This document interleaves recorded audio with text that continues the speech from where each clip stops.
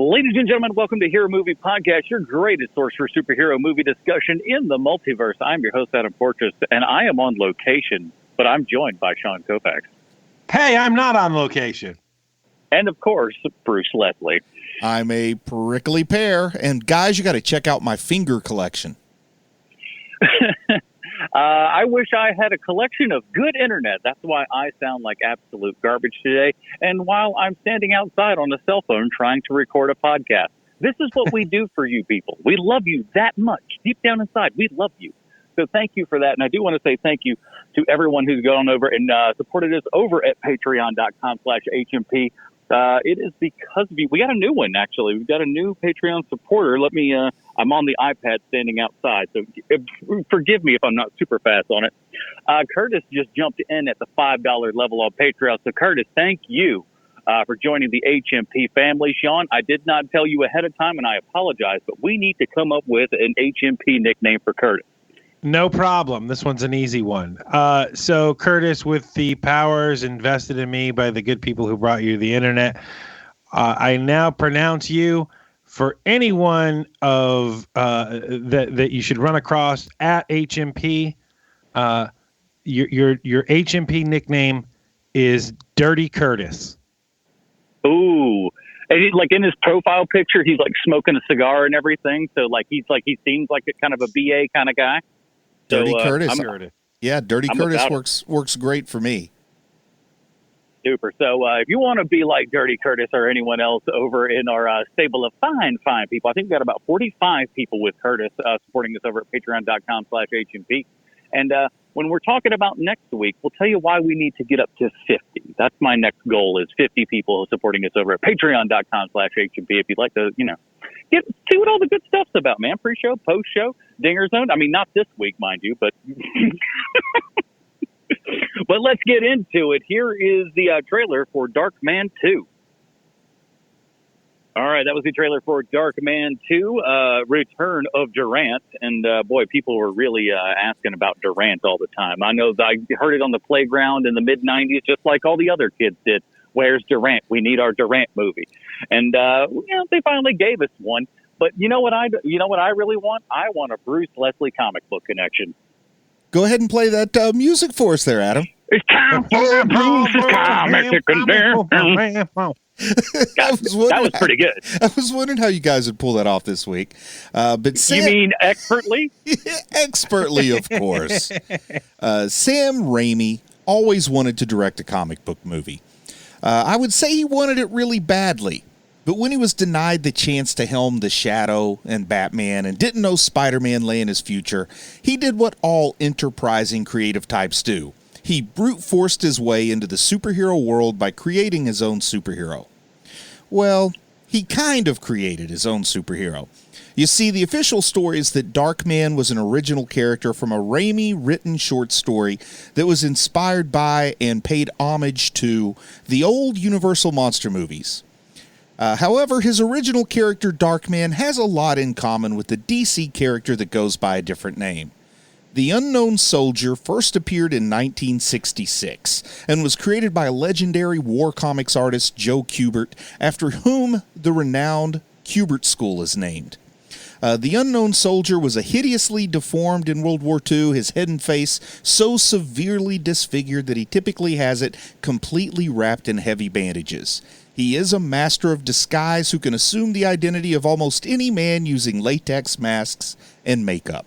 However, his disguises occasionally itch where they meet the scar tissue of his face, forcing him to be conscious not to give himself away by scratching. How's that for a weakness? My face itches. I've been scratching. No, what's your mortal enemy? Itching powder. He is also prone to loss of temper at enemy atrocities and has been shown to blow his cover in this manner. Now, do you guys see the similarities there? Well, he's a little bit on edge. Yeah.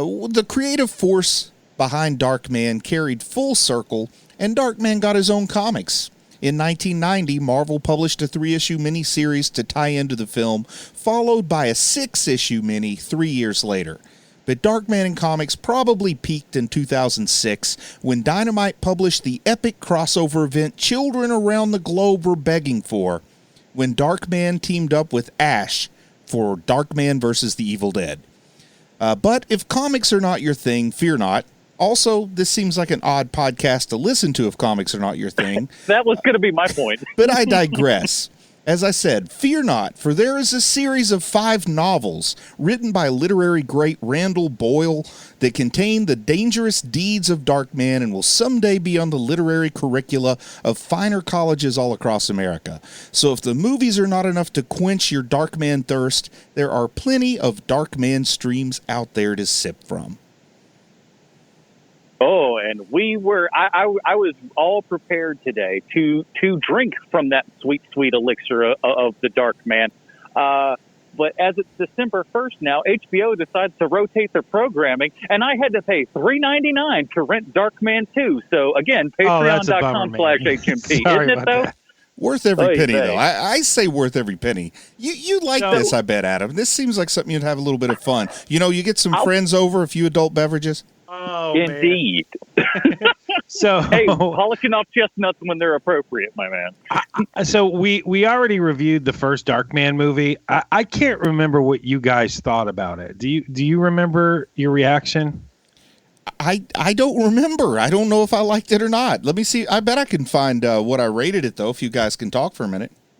Well, I think when I'm thinking about I believe that I was like, oh, this is pretty corny and cheesy. I mean, Liam Neeson is great in the kind of, just over-the-top performance that he was doing there and everything. And, of course, Raimi did bring enough of a style to it that kind of, opened it up a little bit.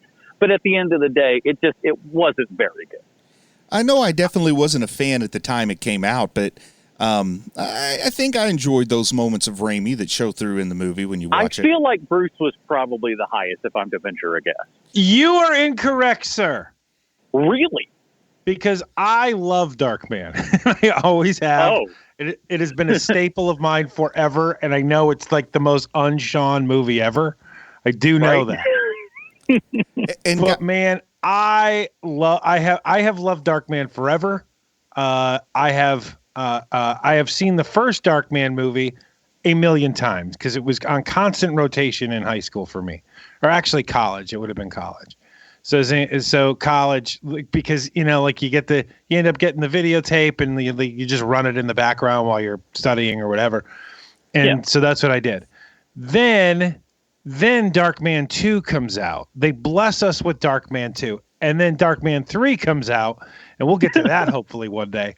But I can't remember what I gave it on HMP, but I have loved Darkman forever.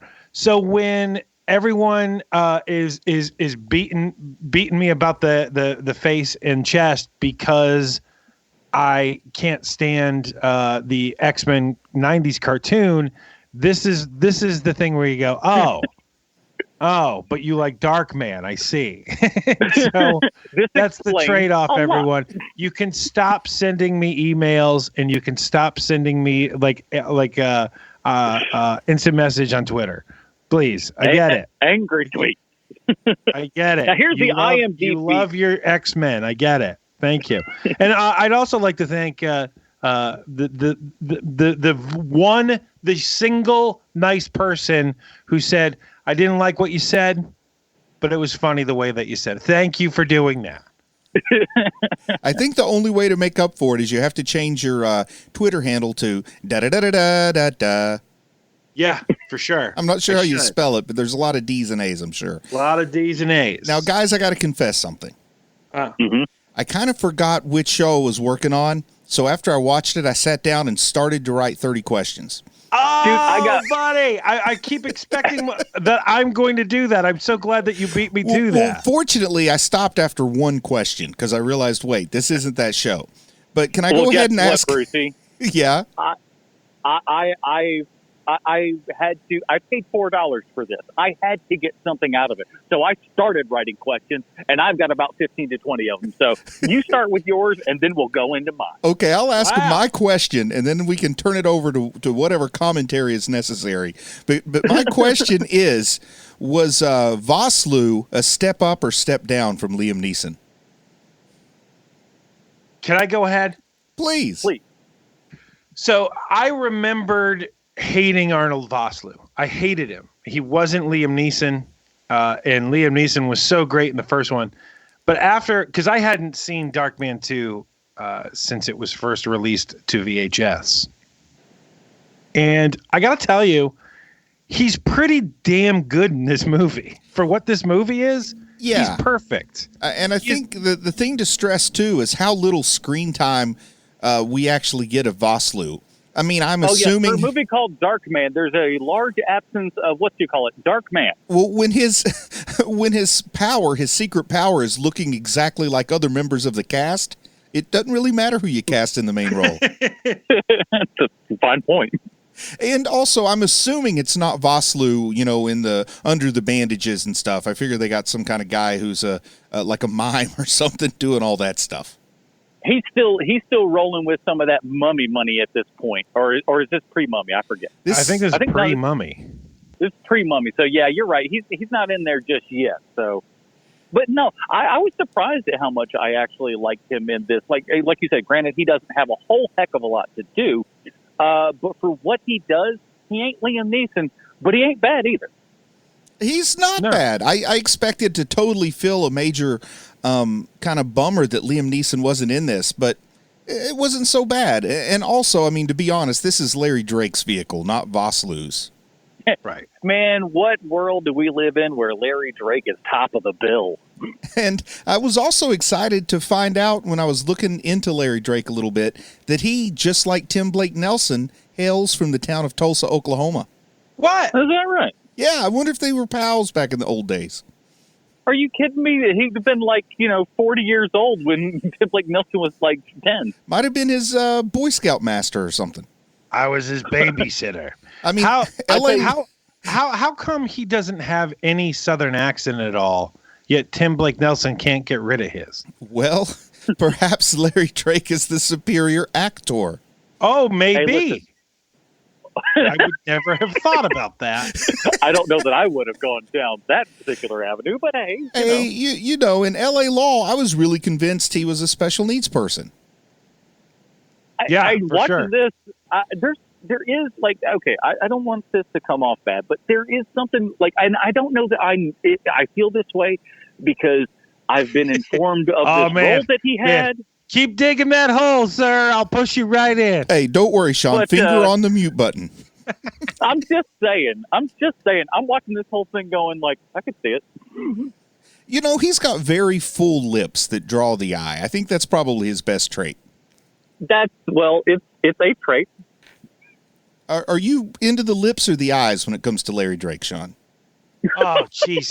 Sophie's choice. I'm gonna go with weird hairline, I think.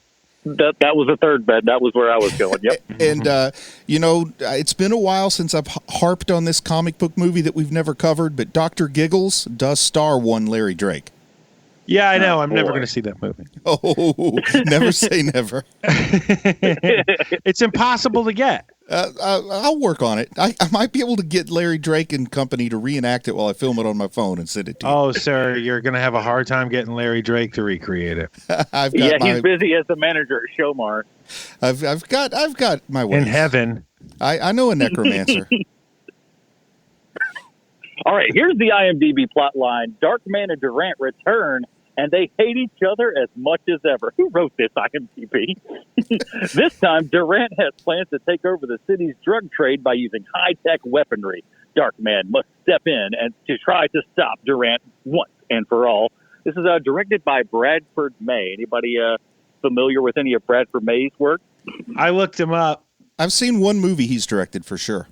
It's all TV stuff, pretty much. But I gotta say, so as that much as I don't know IMDb plot synopsis is wrong. No, it's because IMDb. They're correcting everything they say and do. Don't you hear I said that for years. No, I know that you have. Because when Durant wakes up, he immediately tells them, "We got to get out of the drugs. We got to get into the guns." That's the whole thing. It's the whole plot line about how We are getting out of the drug business. We are getting back into the arms business. And I also like the idea, okay, where are we going to get these guns? We'll make them.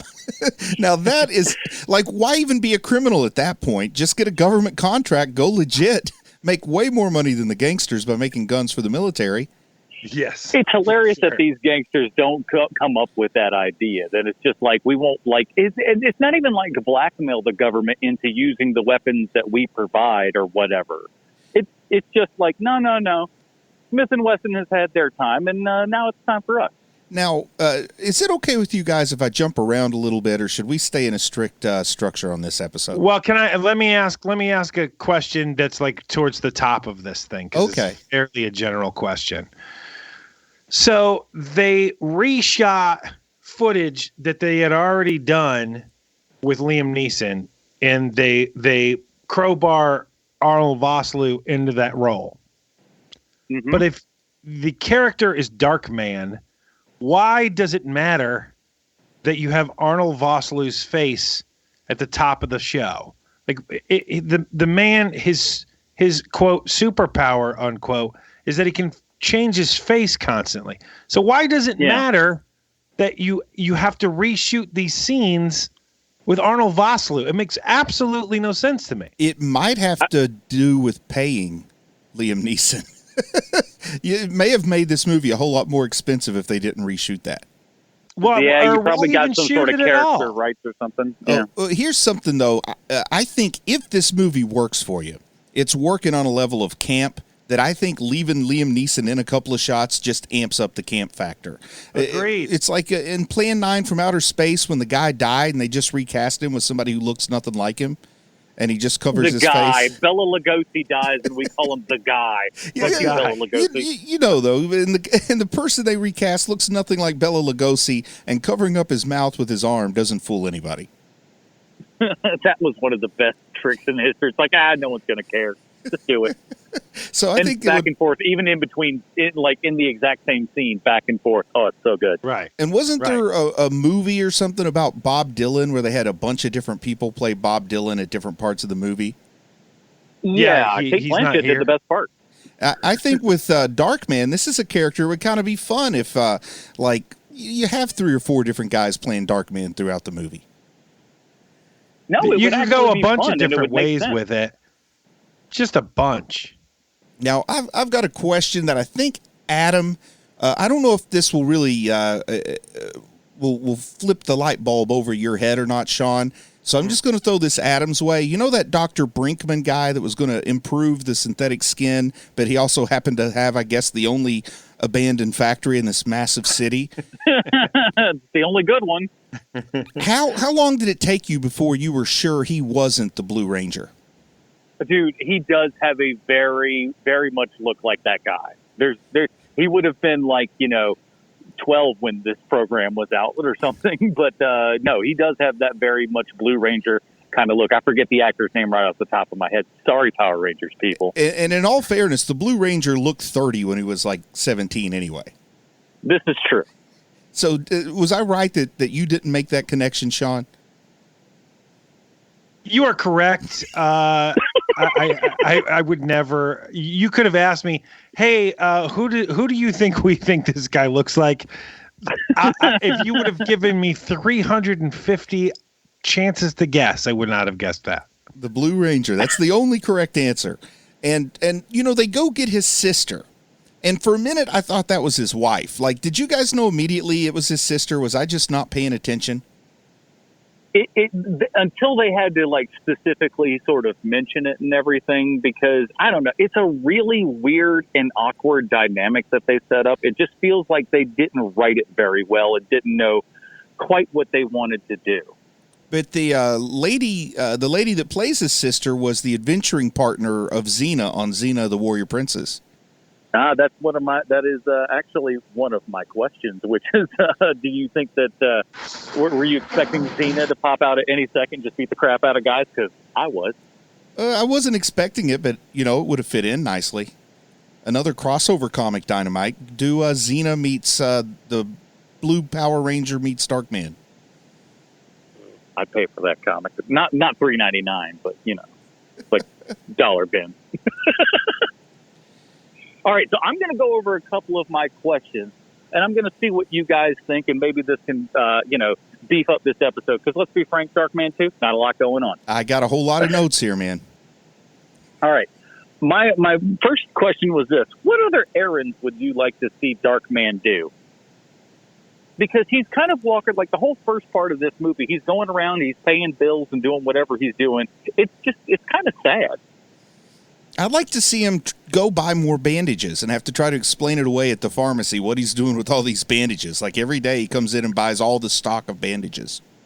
When the doctor says clean your wound, he means it, okay? It gets infected, and this is what happens, so clean it up.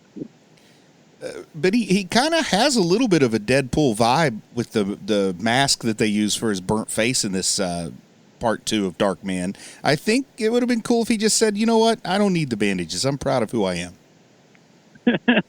I'm me, okay? Yeah, like that is, interestingly, one of his big things is like he's really worried that the world will look upon his visage and throw up, right?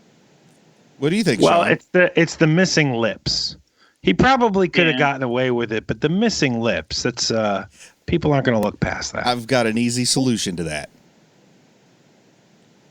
Wax lips? Don't Yes, say the wax big. lips. That's exactly what I was going to say, Sean. I mean, know, Adam, Yeah, Leslie we too all knew much. you were going to say wax lips. I love the big wax lips. As a kid, it was my favorite Halloween snack when I would get the big red wax lips. That First of all, that's a bold-faced lie, and you know it. No one's favorite thing was wax lips, ever. It doesn't exist. well, my favorite was So- the little wax soda bottles that had like a little bit of candy liquid in them, but the lips those were a are close terrible, second. too. I love those. I can't find them the- anymore. Yeah, for good reason. The problem with the wax lips is, at that point, he ends up looking like a little bit too much like Larry, so they're like, we can't do that. I think that should be a mandatory part of his Larry costume. Or Hey, I got another question because it looks like we're gonna get into it here, and it's the only other question I have, which is that did you guys think that when Larry Drake came back from the dead, that they were going to make him super powerful, or at least give him some like he was going to be burnt up like Darkman, and so he's like super strong like Darkman can get? You know, like did you think there was going to be any of that, or did you just think it was going to be you got a little scar across your forehead? I thought he was Yeah, going to exactly. at least be crazier or something, like maybe a Two-Face kind of thing. But this was the least interesting return from the dead. He just like wakes up. Oh, I'm back. Okay, business as usual. Yeah, we saw him hit an overpass inside of a helicopter and blow Yeah. up, and they're just like, Harry Potter star ought to do it. Yeah, that was pretty ridiculous. Like, it would have been a really good twist if he suddenly was kind of Darkman-like also. Now he needed to go get a fake mask, and that's why he found Brinkman. But Can you didn't it, imagine how much take him a cooler this long movie time? would be though if he was like basically like Solomon Grundy or something? Oh, it would have been way cooler. Yeah. But instead, we just, Larry Drake, he carries enough cool on his own. I can see where they didn't want to mess with that. You are literally the only person to ever think that Larry Drake was cool. Now, the next Larry thing, Drake doing it for himself. now the next thing I have here is not really a question so much as a statement. I'm curious if you guys agree. But I'd prefer not to be murdered in the first place. But if I had to be murdered, I think being thrown off a skyscraper in a golf cart would be the way to go, because you'd be remembered.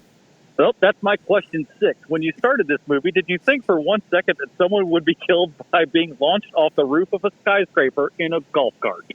It's like the 'Cause I Godfather. sure as hell didn't. It's like the Godfather meets Caddyshack. I loved it. And I love the fake body just falling down and just smashing right into the ground. It doesn't even look like it was dropped from maybe 20 feet, but certainly not the top of a skyscraper. And also, tell me if I'm wrong here, but if you've embezzled $27 million from a crime lord, the moment he wakes up from that coma, you're like getting a private jet to the Caymans, right? You're not sticking around for the golf cart shenanigans. I loved his, I was going to tell you, honest and for true. What a load of crap. So good. Because I know life is expensive, but I think you could make do with it. Like, once you got the $27 million, you just quit while you're ahead. Let's see. Next up here, do you guys narrate your life out loud as Darkman does? I know I sure do. Well, the problem is that they got rid of his sidekick.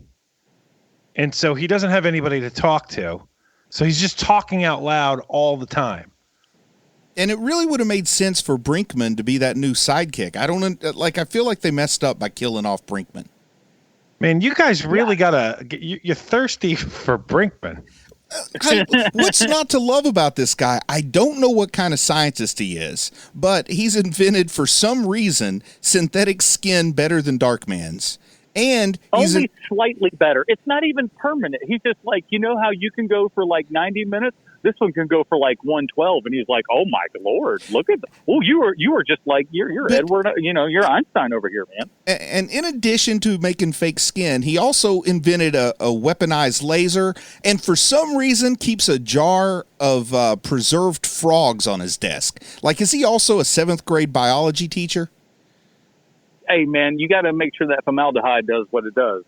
Because just out of nowhere, when they're torturing him, they're like cutting his flesh. They're going to cut his finger off. And it seems like the next escalation in torture is to grab a frog from a formaldehyde jar and shove it in his mouth, Baby Yoda style. I'd be for that.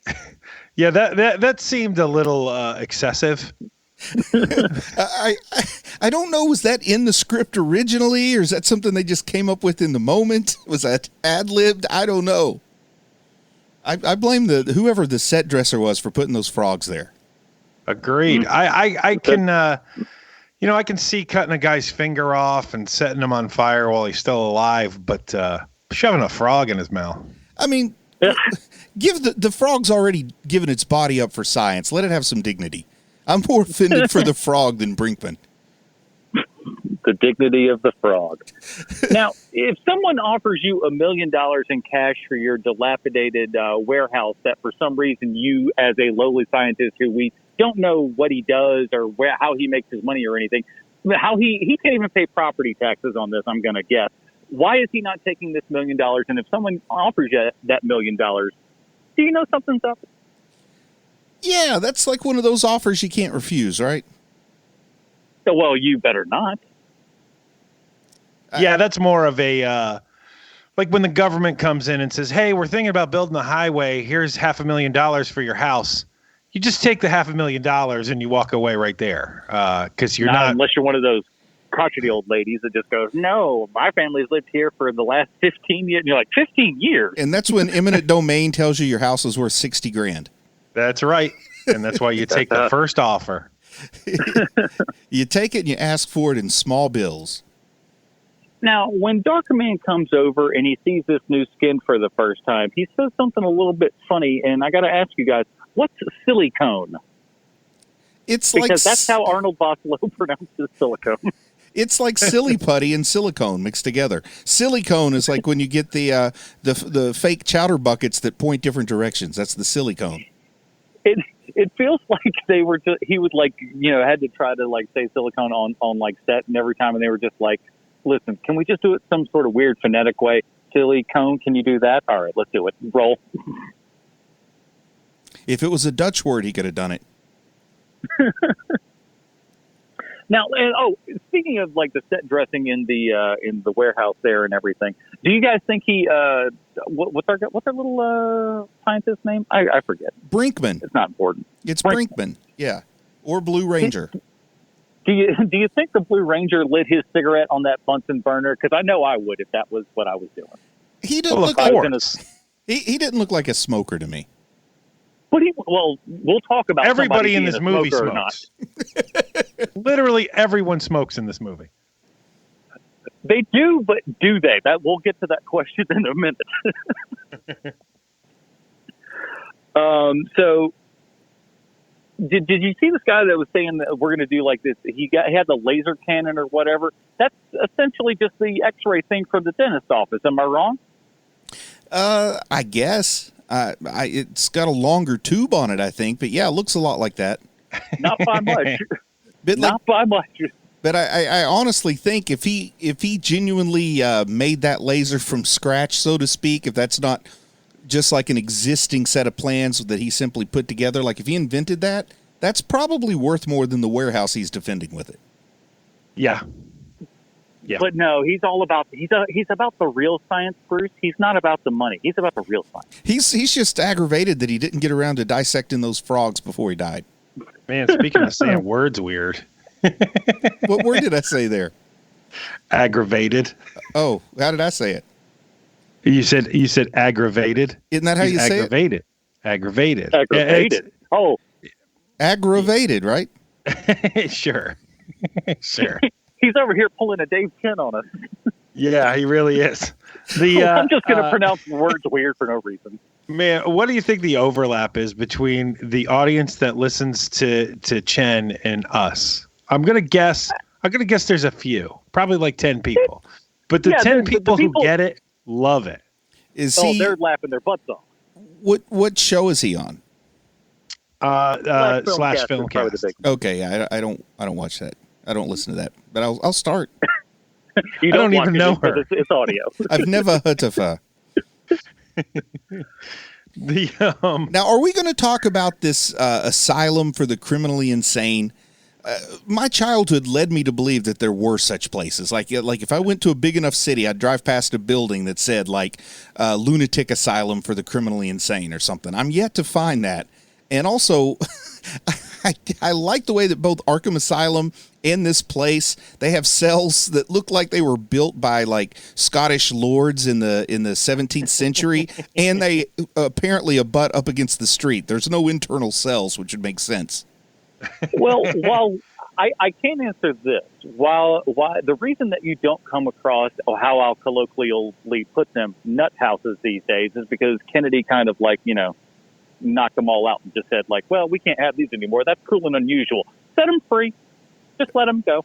And that's why we have a lot of problems today, because we just let a lot of mentally ill people go instead of taking care of them and, really, truly helping them. Well, it's really all that's about why you don't really see them. It's all about the name with me. I wish, just once I would drive past a lunatic asylum for the murderous and insane or something. Man, some people have weird goals in life, and that's first for you, everybody. I want to be able to visit a hospital where people wear face makeup on a regular basis. There's always lightning happening around the building. Yes. Beautiful day in the rest of town. It's Frankenstein's castle over there. On the hill. Now, as far as I'm concerned, you guys, while watching this thing, I think the shield ripped off burning that guy's face in the hot plate there. Unless somebody can show me where that's done earlier, I'm going to go ahead and assume that the shield stole from Darkman 2. Yeah, I think that tracks. I mean, yeah. Which is the more beloved property? Obviously, Darkman 2. Well, yeah. Darkman 2, 1995, the first season of The Shield, 2002. Coincidence? I think not. Both starring Larry Drake. Did you just pull that out of thin air, or did you look that up? I did look it up. But, I mean, I thought it while I was watching. I'm like, well, The Shield came out at this time. Because, I don't know, that was, that first season of The Shield where the guy gets his face burned on the element of a stove. I was like, whoa, that is hardcore. And so when I saw it in this, I was just like, hey, man, let's look at these years. That's The Shield. The Darkman predates The Shield. There you go. Inspiration can come from anywhere. Now, indeed. I want to go back to this mad scientist that they break out.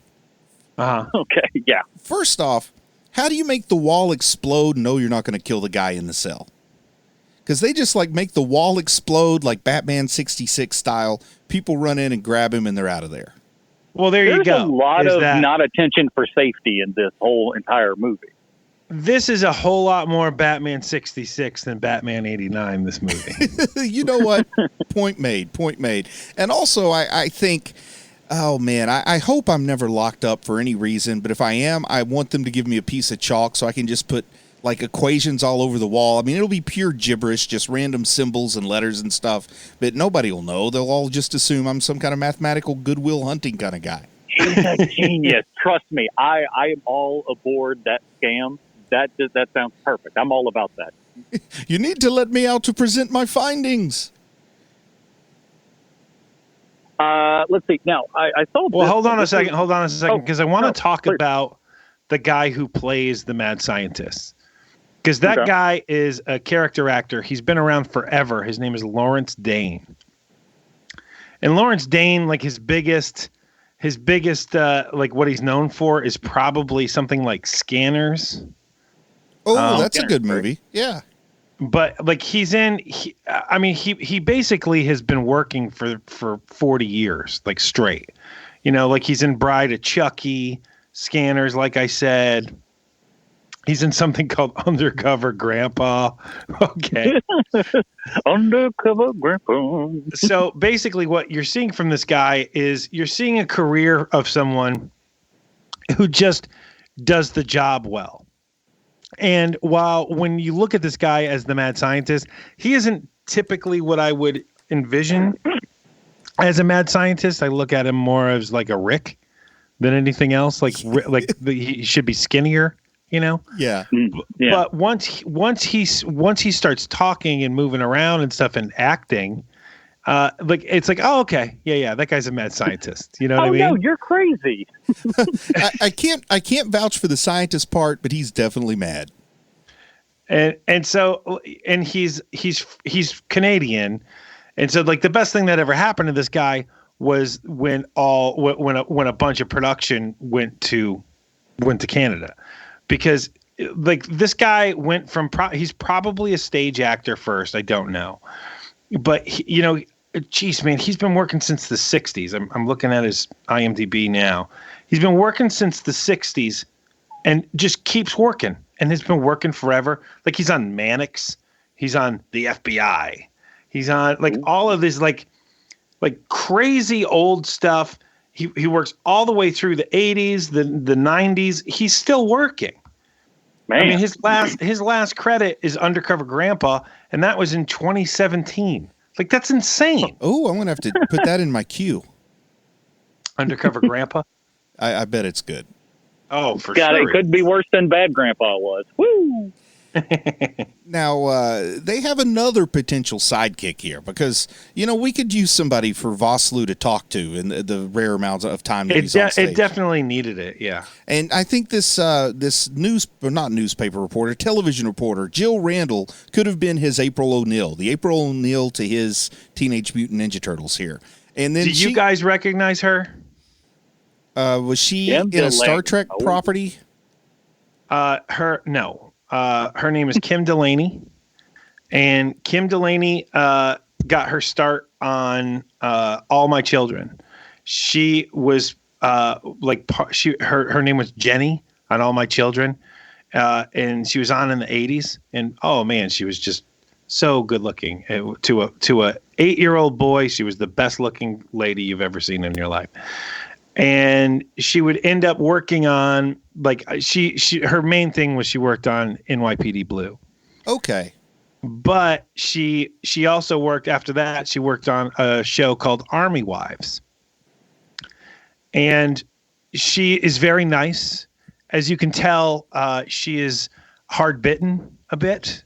She is on the way that they portray her in this movie is kind of who that lady is in real life. And she's and if she did not have a lot of personal problems, I think that she would be in a lot more things. But she's got some substance abuse issues. Yeah, I mean, she's good looking back then. She's still pretty decent looking now. I mean, come on, it's just like I couldn't keep my eyes off her. She was great in here, but also part of that was due to the fact of her smoking in this, and I'm wondering.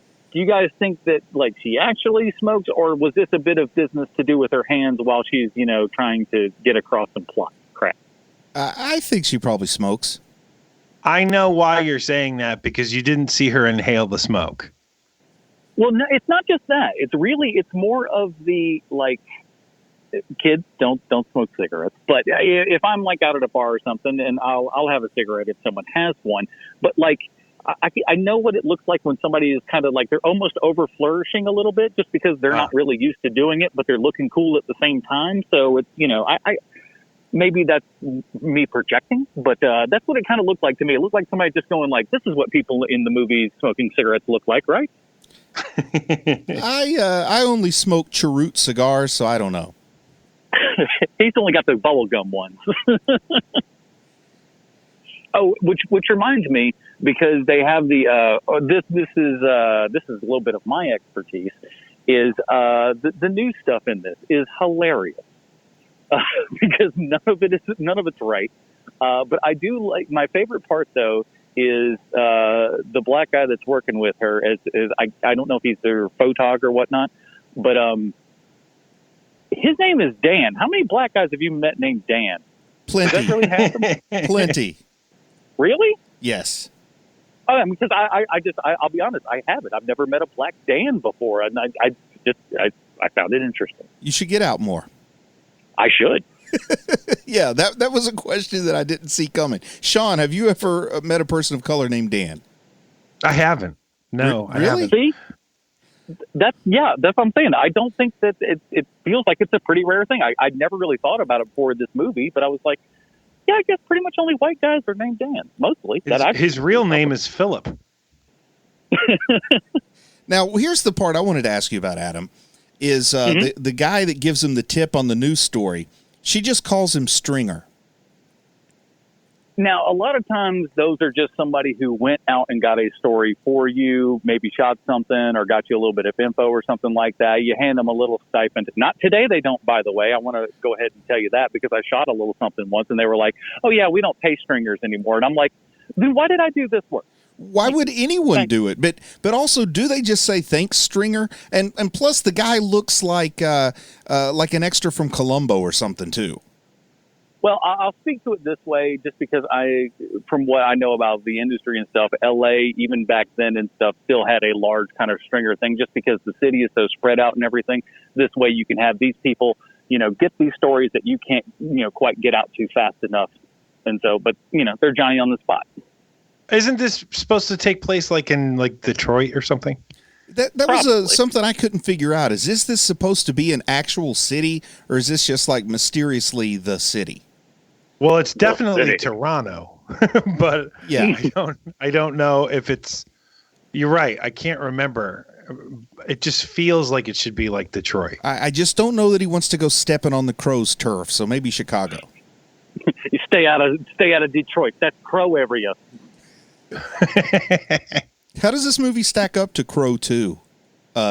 Whatever that was. Oh called. my God, it's 1,000 times better. This is way better than that crap. Come on now, Bruce. This is the kind of thing that when we see it, I love this stuff. This is the kind of thing where you're like, man, this is terrible, but it's the right kind of terrible where you can laugh at it. And you're like, oh my God, this is so wrongheaded. I definitely enjoy the camp factor for sure. Yeah. Whereas the Crow 2 is look, we're going to have minimalist sets and everything is going to be just black in the background. And it's going to be like a black box theater production of The Crow. Yeah. We're going to be super, super serious. That was my biggest complaint about Crow 2 was the lack of anything other than actors. What about Crow 4? How does Darkman 2 stand up to Crow 4? Ooh, that's a better question, man. Because we got some great Tara Reid and Dennis Hopper in there. We got a lot of good campy stuff. Man, that's a tough one. That's a double feature right there. Man, I think I like this better. Okay, I kind of feel like it doesn't have the baggage of everything we had to go through to get to Crow 4. Right. But I do agree with you, though. I like this better than Crow 4, even if I have a hard time putting my finger on why. Honestly, it just feels more consistently made. Well, and not only that, but I mean, there's there is a quality to this show. Quality is the wrong word. There's a consistency to this show where, the people who are making this have made something else before. You know what I mean? I absolutely know what you mean. Because I will say this, though. They kept a very Raimi kind of atmosphere with everything. It looks a lot like the first Darkman. It has a lot of that same first Darkman feel. It's not quite as honed as that because obviously the person behind the camera is not quite as skilled as Sam Raimi. Sorry, but it's true. Yeah, you're right about that. So this feels like it's still within that universe, while not maybe necessarily being directly. It still has enough of that regular Raimi feel that makes it feel right. Why didn't Raimi direct this? I mean, he owns the property. Success. But he's also the executive producer of this. Yeah, I mean, he owns the character. Yeah. So that's what I'm wondering is like, why does he want the movie made, but he doesn't want to direct it? I don't know. I guess he was doing something else at the time. Sean, I've got this one, Sean. Hey, Bruce, let me ask you a question. What you doing tomorrow? I am directing Darkman 4, The Return of Durant again. Would you rather sit at home and get paid for making Darkman 4, or would you rather go and make it? You know the answer to that. You know that I want to be in my puffy director's pants on set with the megaphone, yelling at people, get rid of those sideburns. Get rid of those sideburns. Perfect. The best answer I got. Here's a note that I have. One henchman looks like Brad Dourif, Mark Hamill, and Bon Jovi had a baby. That is one complicated baby. That is a complicated baby. Oh, I just answered my own question. It turns out that Sam Raimi was probably filming The Quick and the Dead while this was being filmed. So a fantastic film. Yeah, fantastic. a little bit of difference in quality, right? I'm just going over here with Gene freaking Hackman, okay? All right. Sorry that I couldn't hang out with Arnold Vosloo. I'm over here with Gene Hackman and Sharon Stone. So sorry. And while he's doing that, he's also working on that terrible TV show Mantis. Yeah, it had nothing to do with the giant praying mantis. I was very disappointed. Yeah, it was a bummer. Now, at one point, we go to a gentleman's club, and Vosloo's in there and everything. He's talking to the lady. He's trying to find the one girl, and ends up handcuffing her to a pole. If you were this lady, would you just kind of smile and go, that lovable scamp, or would you kind of be angry? I think I'd freak out. But she's like, oh, that guy that I just met 2 seconds ago, he handcuffed me to this. What a cad. What are you going to do, though? Yeah.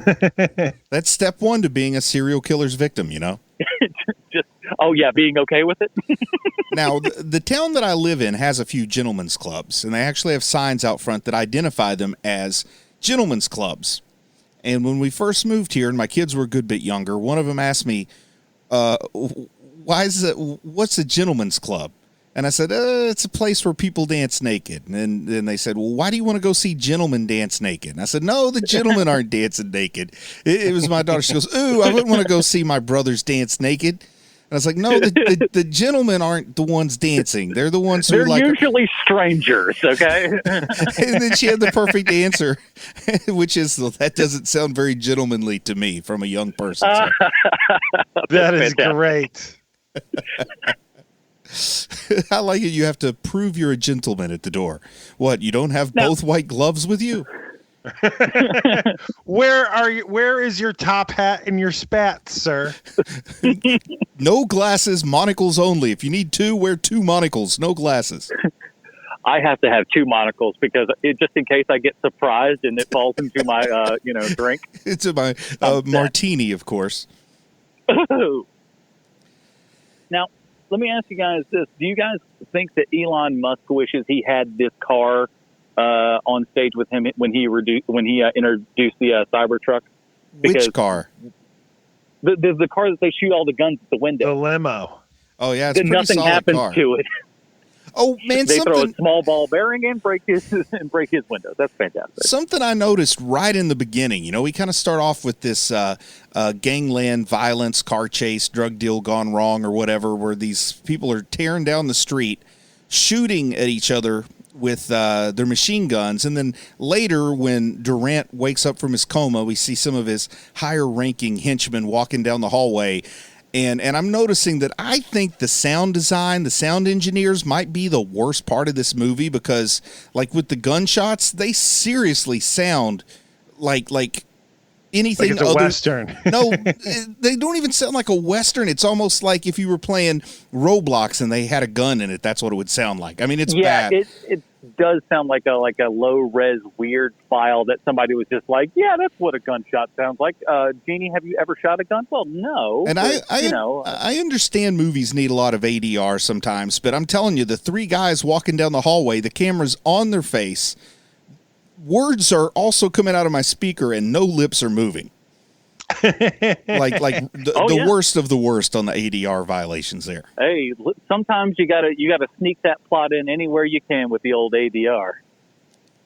Like, we don't know what's going on here. Throw a couple words while we got some wide shots in there, or somebody's driving in a car, and then you hear, well, what we're going to do is this, that, and the other. That's what happens. They just get in there and they just kind of, we need to patch some holes, and that's the best way to do it. But in defense of the visuals, after the first 15 to 20 minutes, I totally quit paying attention to the poor sound design. Yeah, you just go, what is this I'm watching? Why all of it? Let me ask you guys this, because this is the question I had while watching this.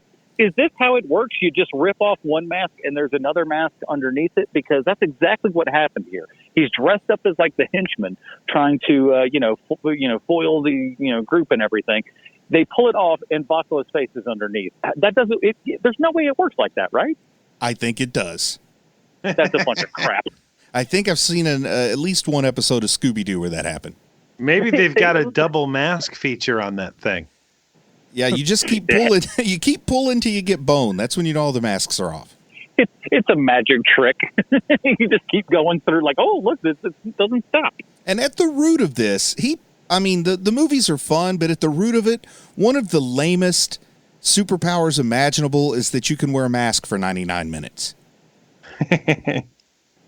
Well, don't forget, he also, when he gets mad enough, when you call him a freak, that seems to be the thing that sets him off. It's like calling Marty McFly a chicken. Well, that's only in part 2.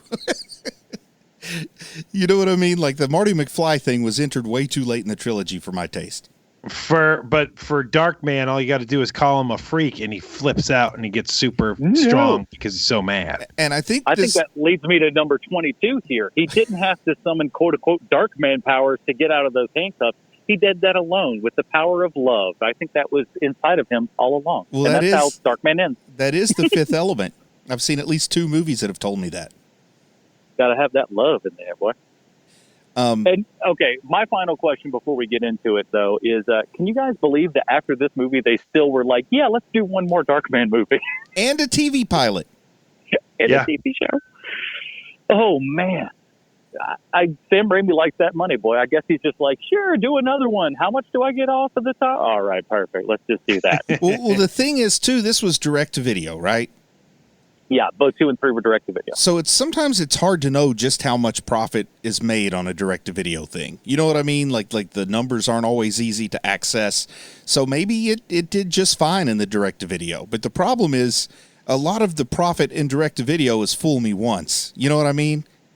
Like the part 2 direct-to-video, a lot of people who like part 1 are going to rent that movie. But the fool me twice gets harder when you put out the part 3 direct-to-video. Yeah, once you start getting Robert Patrick in your sequel, you might as well just shut it down. Well, and also, did you just want to leave him hanging on 2, Bruce? I mean, what? You got to finish out the story. You make the 3rd one. Now, I haven't seen Darkman Die yet, but what I'm imagining, we see Durant blow up in a car at the end of this movie. I'm imagining that Darkman Die is just Durant waking up from yet another coma with no more scars. He takes a couple of aspirin. He pulls like some tape off of his chin. It's like, let's go kill that Darkman. This again? Well, you know what he would be asking himself if he woke up in Darkman 3 is how in the wide world of sports does Darkman 2, The Return of Durant, connect 1-to-1 with Sylvester Stallone? Why, thank you, old-time radio, Adam. I have a prepared statement. Did you know there was a Prom Night 4? How about Death Wish 5 or Iron Eagle 4? Sitting behind the camera during all of these movies is none other than Giles Corbeil, camera operator, steady cam operator, and smooth operator. Giles also worked as a camera operator on Darkman 2, The Return of Durant. Some artists work in clay, others paint, but Giles Corbeil decided years before most of our listeners were even born that his medium was going to be working on very terrible sequels. As the years went on, he would end up working on a few movies that weren't sequels, movies like Exit Wounds, starring 2 actors who seemed to be having a contest on who could be the worst actor, DMX or Steven Seagal. And good news, Steven Seagal wins. And if you were ever wondering what Steven Seagal sounds like when for some reason he decides to sound like an old black lady, then this is the movie for you. Madonna gets hell for pretending she was British 20 years ago, and she should. She's from Detroit. But no one really wants to talk about that period of time that Steven Seagal sounded like an old black lady. I mean, I get the black thing because African-American people have a really great way of speaking, but why a lady? Did he just know that he was never going to hit the octave needed to be a man? I mean, look, I get that there's a whole lot of things that Steven Seagal can be picked on for. The fact that he totally lied when he told people he'd studied with Asian martial arts masters. The fact that he wanted to produce a biopic of Jimi Hendrix and he wanted to play the part of Jimi Hendrix. Or the time he got his ass kicked by a stunt coordinator that he himself had challenged and promised that he wouldn't get fired from the production. Then when he got his ass kicked, had that stunt coordinator fired from the production. Probably. But to me, the biggest sin of all is that for a good 15 years, Steven Seagal spoke like an old black lady and no one ever called him out on it. Giles Corbeil was also a camera operator on Rambo, which to me sounds like it came out fairly recent. Seems like it came out fairly recently, but it actually came out in 2008. That's amazing to me. Also starring in Rambo is a man that programmed his Alexa to say whenever he asks the question, Alexa, who's Sylvester Stallone? Alexa replies back, you're frickin' Sylvester Stallone. Sylvester Stallone. And there you have it, HM Peeps. This week's Stallone Connection is camera operator Giles Corbeil. You're welcome. I'm Sweet Changji Kovacs. You're welcome. All right. Well, now it is our time to get down to some business here. Here at Hero Movie Podcast, we have our own patented Robin rating system. If you'd like to check that out, head on over to Facebook.com/Hero Movie Podcast. Right at the top of the screen. Bruce, where does Darkman 2, The Return of Durant, fall on the HMP Robin rating system for you, sir? I like it. I like the campiness. It's actually kind of fun to watch. Now, it's not something I would want to throw down more than once a year or anything, but it was actually surprisingly fun to watch. So I'm going to give it a Damian Wayne, like smack dab middle Damian Wayne. I'm going to go next because I agree, Bruce. I think this is a Damian Wayne. It's right in the middle. If you like Darkman and you dug what that was doing, this one, it's not bad. You could do a lot worse. And it's an hour and a half, but it does feel like it's rather long. That's why I had to start writing questions, because I was just like, I'm not going to make it through this if I don't, have a little something to kind of, pay attention to here and everything. But more or less, like, Voslow's not bad. It's still kind of shot in a Raimi-esque sort of way. Not perfect, but honestly, not that bad. Damian Wayne. Sean? Yeah, I'm going Damian Wayne also. I enjoyed watching this. I mean, it didn't keep my attention the entire time, but, not too many things do. And I still liked it. I liked it a lot. Like you said, I think Vosloo is pretty good in this.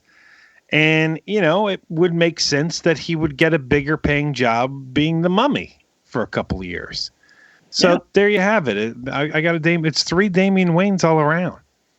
Surprising, really. I mean, honestly, because I thought this was going to be absolutely, just horrid, because, you figured Darkman 2, direct to video, Larry Durant is your star. I'm not seeing a lot of things going like, ooh, bound to be a hit, but it's good for what it is. So check it out, everybody. I would say check it out on HBO, but it's December 1st and they decided to, screw me over here and make me pay for it. So if you would like to help pay for the times when we have to rent these stupid things, and of course the other fun stuff that goes along with it, head on over to patreon.com/HMP today and, join up. We'd really appreciate that and help keep the show going. Like I said, we're going to go to 50. We have 45 people supporting the show right now. I'd like to go to 50, and then maybe we can do some sort of dark movie. Not Darkman, mind you, but some sort of other dark movie. So I'll tease it like that. So let's see if we can get to 50, everybody. Patreon.com/HMP. In the meantime, Bruce, where might we find more of your work on the internet? check out the Redford Administration. The Redford Administration is a great Watchmen podcast where we ask 30 questions about every episode of Watchmen, which, by the way, is an incredibly good show. If you're not watching Watchmen, forget about the podcast. You should be watching Watchmen, which is still on HBO, unlike Darkman 2. It's true. Sean? We have another podcast besides that one called The Mandalorian 30 Questions. And I enjoy my time on that show, and I hope that the other two gentlemen do as well. And each week, we ask 30 questions to the newest episode of The Mandalorian. Check it out. It's on podcatchers everywhere. Every single place, man. And, we're high up in those rankings because of you guys, so we really appreciate that.